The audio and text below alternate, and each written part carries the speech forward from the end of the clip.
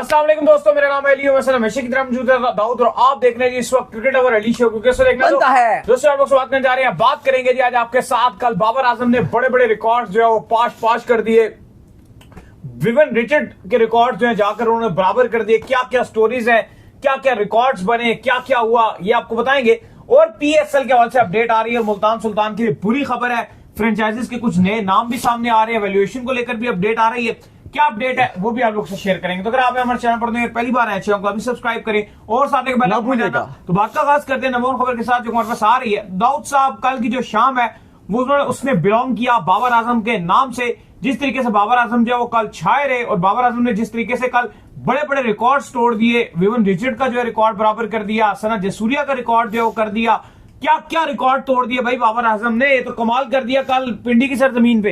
देखिए, कल बहुत ही टाइम के बाद जो इंतजार था बाबर आजम की सेंचुरी का, वो फाइनली हिस्ट्री क्रिएट होगी। मैं अभी अली साहब से बात कर रहा था कि कल का जो दिन था जब सेकंड ओडीआई हुआ, कल तो मैच ही नहीं था। कल तो ओरिजिनली अगर आप देखो वो एक इंसिडेंस पेश आया कि एक दिन आगे बात चली गई, वरना आपका जुमे वाले दिन मैच नहीं था, एक आपका थर्सडे को था और एक आपको सैटरडे का मैच था।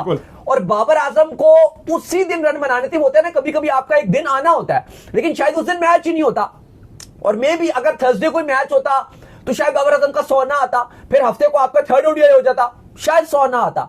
लेकिन वो एक जुमे का दिन था और बाबर आजम को रन बनाने थे। कोई सीरीज कोई मैच सीरीज का शेड्यूल था ही नहीं उस दिन, लेकिन वो एक हादसाती तौर पे मैच रखा गया। और आप देखो कि बाबर आजम ने फाइनली जो 2023 में नेपाल के अगेंस्ट 150 बनाया था, ऑलमोस्ट 83 इंटरनेशनल इनिंग्स गुजर गई थी। बहुत लंबा इंतजार था, 807 दिनों का इंतजार था। लेकिन अली साहब कल के 100 के बाद बाबर आजम ने तकरीबन 1 दर्जन रिकॉर्ड तोड़ डाले और ये इंटरनेशनल रिकॉर्ड है।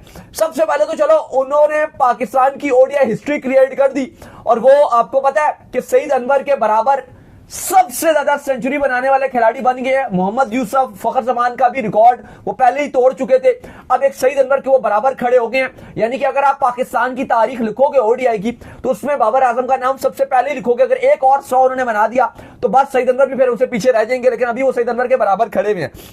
लेकिन बात यहां पे अली साहब खत्म नहीं होती है। बात शुरू होती है कि बाबर आजम ने कल जो 20वां 100 बनाया इंटरनेशनल ओडीआई हिस्ट्री में, ये थर्ड तेज तरीन सेंचुरीज है, 20 सेंचुरीज। इनसे ऊपर जो आपको नजर आती हैं वो हाशिम आमला और विराट कोहली है। हाशिम आमला ने 108 इनिंग्स में बनाया, आपके विराट कोहली ने 133 इनिंग्स में बनाया और बाबर आजम ने 136 इनिंग्स में बनाया। बाबर आजम ने रोहित शर्मा और एबी डिविलियर्स का रिकॉर्ड तोड़ डाला है। जो कल उनका 100 था 20वां, वो रोहित शर्मा और इब्राहिम डिविलियर्स एबीडी इसका रिकॉर्ड तोड़ दिया। फिर बात अभी यहां खत्म नहीं होती। बाबर आजम ने कल श्रीलंका के अगेंस्ट किसी भी पाकिस्तानी बल्लेबाज की तरफ से ये सेकंड मोस्ट सेंचुरीज बना डाली हैं, जो 4 सेंचुरीज मारी हैं।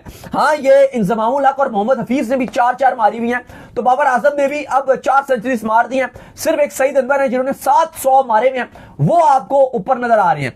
फिर बात यहां भी खत्म नहीं होती। इमरान खान का भी एक इन्होंने रिकॉर्ड तोड़ डाला, जो पाकिस्तान के साबिक लेजेंडरी कप्तान रहे हैं, और वो ये है कि उनका सबसे ज्यादा स्कोर था अगेंस्ट श्रीलंका, जो उन्होंने 636 रन बनाया था। और बाबर आजम ने 13 इनिंग्स में अगेंस्ट श्रीलंका 666 रन बना के ये रिकॉर्ड भी अपने नाम कर लिया।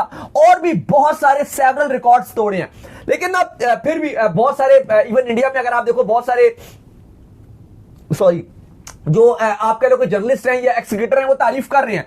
विक्रांत गुप्ता ने भी बोला, उन्होंने ट्वीट भी किया, विक्रांत गुप्ता ने ट्वीट भी किया। उन्होंने कहा कि बाबर आजम ने ये बड़ी जबरदस्त किस्म की जो है वो फाइनली जो वेट है वो ओवर हो गया और एक लॉन्ग टाइम के बाद बाबर आजम का 100 आया। लेकिन बहुत सारे जो इंडियन मीडिया वो क्रिटिसाइज भी करें। अब देखो, मैंने एक चीज नोट किया कि विराट कोहली अगर 100 बनाता है इंडिया में या वो रन बनाता है और पाकिस्तान में प्रेज मिलता है। फ्लैटेस्ट कंडीशन में भी बनाया ना, बांग्लादेश के भी अगेंस्ट बना दे, डेड रबर मैचेस में भी कर दे, अफगानिस्तान के अगेंस्ट भी बना दे, उसको बहुत प्रेज किया जाता है। और पाकिस्तान में लोग उसको कभी भी नेगेटिव वाइब नहीं देखते। और एक बड़ा नाम है ना, बड़ा नाम है, जब भी एक बड़ा नाम रन बनाता है उसकी तारीफ होती है। लेकिन बाबर आजम जब रन करते और बाबर आजम 100 बनाते तो उसके लिए जो है वो इंडिया से बड़ी गलत चीजें सोशल मीडिया में कि भाई ये फ्लैट कंडीशन में इसने बनाए हैं, इतनी आसान कंडीशन में बनाए हैं, इतना ड्यू था, इतने मतलब साफ ऐसा लगता है कि जेलसी फील होती है। देखो मैं भी विराट कोहली को बहुत लाइक करता हूं, ये भी विराट कोहली को बहुत पसंद करते हैं, और हमने भी तारीफ किया विराट कोहली जब भी रन बनाते हैं। और अब अगर आप देखो, लेकिन बाबर आजम ने कल 100 बनाया, अगर आप इंडिया में देखो, और हम तारीफ भी करते हैं विराट कोहली की, खुल्लम खुल्ला करते हैं तारीफ, लेकिन अगर आप देखो कल बाबर आजम ने जब 100 बनाया तो हमने देखा बहुत सारे इंडियन जर्नलिस्ट थे, चलो अगर आपको नहीं करना आप रिपोर्ट ही ना करो, अगर आपको इतनी जलन हो रही है आप रिपोर्ट ही ना करो, आपको करने की जरूरत ही नहीं है। लेकिन उन्होंने रिपोर्ट भी किया और इतने गंदे तरीके से नेगेटिव रिपोर्टिंग करके कि जी श्रीलंका तो जा रही थी, ये हो गया था, मतलब अजीब सी इलॉजिक सी बातें, बिल्कुल ही जो दिमाग में ना आने वाली बातें हैं। एक तो वो आप करके रिपोर्टिंग कर रहे हो और नेगेटिव रिपोर्टिंग। बात यह कि आप अगर सिर्फ बाबर ने कल 100 बनाया तो बहुत टाइम के बाद बनाया, आपको अप्रिशिएट करना चाहिए, एक बड़ा नाम है, एक स्टार खिलाड़ी है।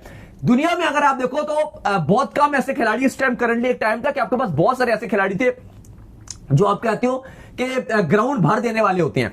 इस टाइम पूरी दुनिया में गिने चुने वो खिलाड़ी रह गए और उनमें एक बाबर आजम भी हैं।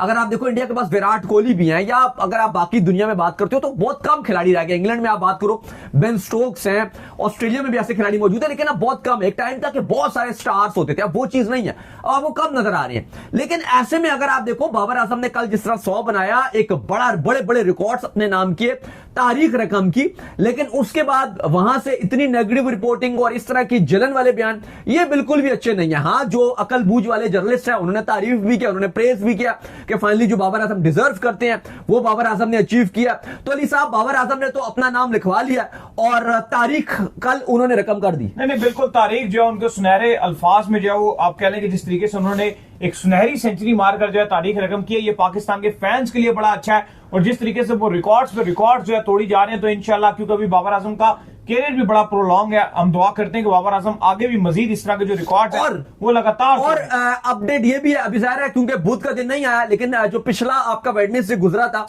उसमें बाबर आजम की आईसीसी रैंकिंग डाउन हुई थी, ओडीआई की रैंकिंग गिरी थी, 7 पे चले गए। तो मैंने देखा था कुछ इंडिया में बड़ा प्रोपेगेंडा भी कर रहे थे, कह रहे थे जी टॉप 5 से बाहर हो गया। तो अब बाबर आजम दोबारा टॉप 5 में आ गए हैं आईसीसी रैंकिंग में। दोबारा से बाबर आजम ने जंप लगाई है, छलांग लगाई है, और वो अब आईसीसी रैंकिंग में भी दोबारा से आ गए हैं। तो अब जिसने जलना है, जिसको बुरा लगना है वो लगे, लेकिन बाबर आजम ने कल बेहतरीन परफॉर्मेंस दिखा के दोबारा से आईसीसी रैंकिंग में भी जंप मार लिया टॉप 5 में। इसके बाद जो अपडेट आ रही है हमारे पास वो आ रही है पीएसएल के हवाले से। तो पीएसएल की जो वैल्यूएशन का जो आप कह लें कि एक सिलसिला चल रहा था, जो कंपनी थी ई मैना, उससे जो करवाया जा रहा था वो कंप्लीट हो गया है और तमाम तर जो फ्रेंचाइजीज हैं उनको जो वो चीजें भिजवा दी गई हैं, लेकिन मुल्तान सुल्तान को दाऊद साहब नहीं भेजा गया। देखिए, ऑफर लेटर भी पीसीबी ने भिजवा दिया और सारी जो फ्रेंचाइजीज हैं वो भी उनके एक्सेप्ट कर ली हैं, लेकिन सिर्फ मुल्तान सुल्तान रह गए हैं। वो खैर उस पर बात करते हैं।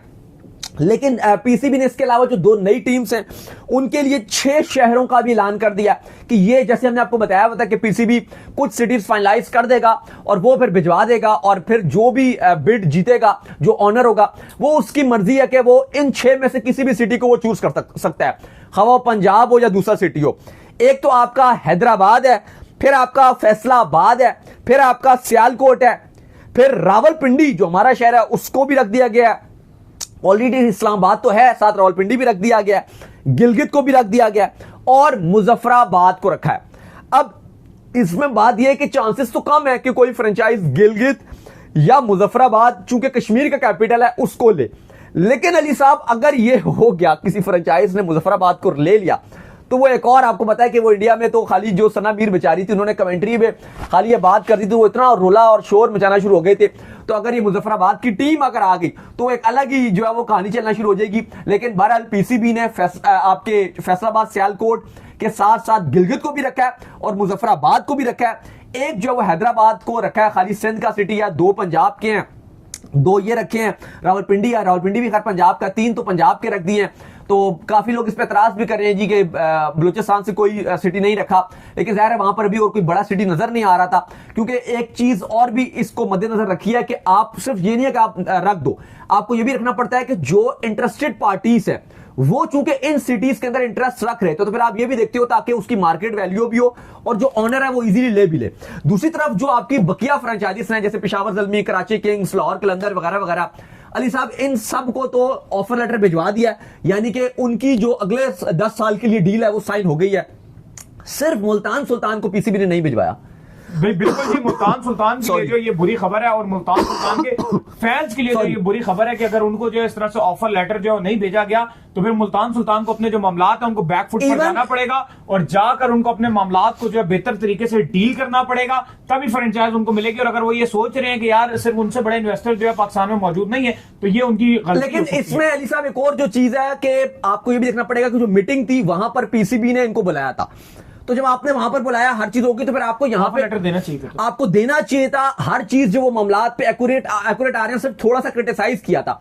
अब ये तो नहीं है कि अगर आपको कोई क्रिटिसाइज करेगा, आपसे कोई सवाल पूछेगा, तो आप उसको ये सजा दे दोगे कि भाई हम तुम्हारी जो है वो ही कैंसिल कर रहे हैं मेंबरशिप ही। और अभी तक ये भी आपको बता दें कि ना कोई मुल्तान सुल्तान का जो कॉन्ट्रैक्ट है वो टर्मिनेट हुआ है, ना सस्पेंड हुआ है, सिर्फ जबानी कलामी बातें हुई हैं। तो ऑफिशियली तौर पे अगर आप देखा जाए तो ये बिल्कुल पीसीबी ने गलत किया जब आपने बकिया फ्रेंचाइजीज को भिजवा दिया। और जब इससे अगर आप इस हवाले से अगर आप पूछते हो पीएसएल की मैनेजमेंट से, तो वो कोई कमेंट नहीं देते, वो कोई रिस्पॉन्ड नहीं करते कि हमने मुल्तान सुल्तान को क्यों हमने नहीं भेजा, वो इस पर बिल्कुल खामोशी इख्तियार किए हुए हैं। और अगर आप देखें, लेकिन अभी ऐसा नहीं है कि बिल्कुल मुल्तान सुल्तान के हाथ से चीजें चली गई हैं।